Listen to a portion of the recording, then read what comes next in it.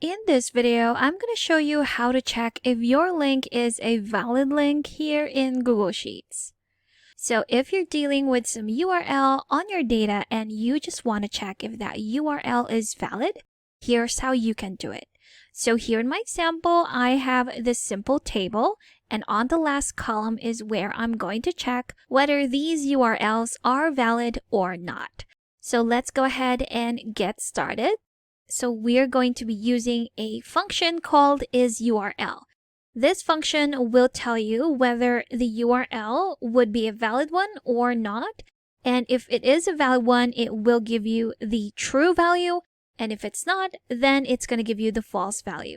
So let's start with this cell right here. Put in your equal sign, type in isURL. There you go. You have the description that says whether a value is a URL. Click on that, and here is our syntax. So the value would be the URL itself, which is found on the previous cell.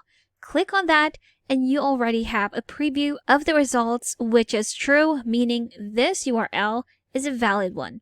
And we have more URLs to test. So what I'm going to do is to just drag this formula down by clicking on this corner, then drag it down, release, and there you have it.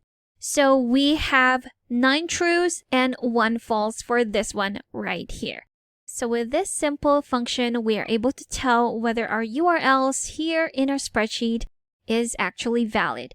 Now, what makes this URL invalid would be the missing characters within that URL. So we're missing the PS at the beginning and a double M at the end. And there you have it. That's how you can check if a link is valid with the isURL function right here in Google Sheets. Thank you for watching this quick tutorial. Now, if you need extra help with Sheets, I've got a guide linked in the description below that you can check out. Thank you for watching this quick tutorial. Make sure to subscribe for more helpful videos, and I will see you in the next one.